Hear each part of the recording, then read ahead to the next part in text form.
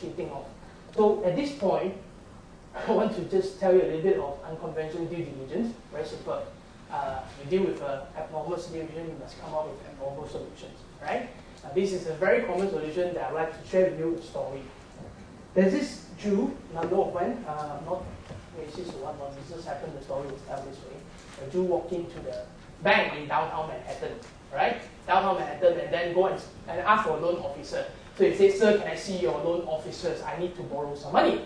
So the Manhattan bank actually come out and said to him and said, "Hey, fine, you know how much you want to borrow?" Then this Jew said, "Hey, I need 2,000 because I'm traveling to Europe, all right, for 2 weeks."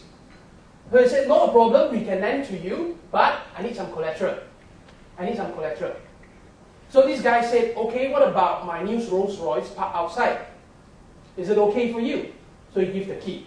So this guy, this loan officer, go and check the car, you know, and then check the registration, make sure that that is the owner and whatnot, and come back and say, "Okay, no problem, we will approve your loan. All right, here's the document, sign here, sign there, here's your 2,000 US dollars. So the Jew take the US dollars and walk away. Now, while this Jew is away, the loan officer subsequently found that this person is actually quite wealthy, very well to do. All right, why do he need 2,000 US dollars? Because he can drive a Rolls Royce. So it's lingering in his mind. So sure enough, 2 weeks after, when he returned from Europe, he come back to the bank and then look for the same officer. He said, "Okay, I want to redeem my loan now. All right, I want to pay back. So tell me how much I have to pay you." So I pay you, then calculate. He said, "Oh, okay, you have to pay me 2,000. Obviously, as the principal, the interest is $5.41. Great. So he paid. Then the loan officer said, "By the way, I thought that you are very wealthy. You are in the Forbes 500 list or whatnot.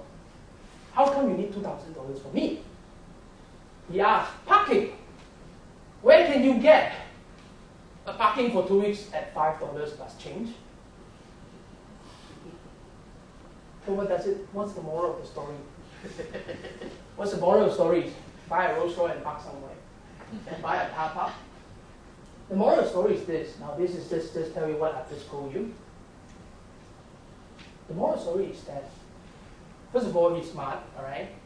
Obviously, he's thinking about cause and effect and whatnot. But for us to apply in our circumstances, this, just for information, land fraud cases in monsoon, in the case of Ao, those titles are actually not encumbered.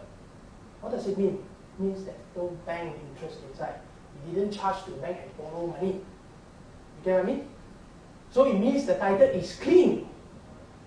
Is it easier to work on a clean title, or is it easier to work on a messy title whereby there is, charge, there is also caveats inside and whatnot?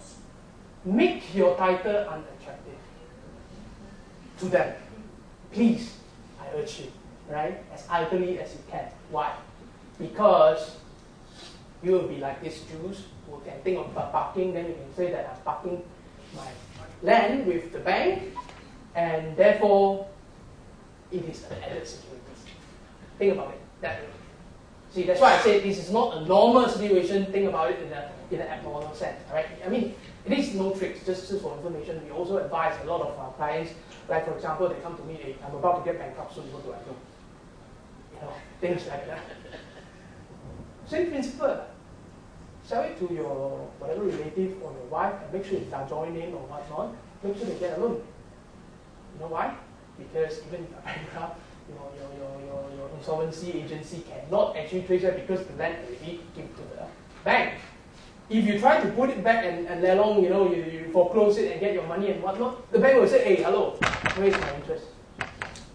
I have actually granted a loan." So it's actually quite common sense. Think about it. It's just that don't think the usual way, because this is not a usual problem. Think the other way.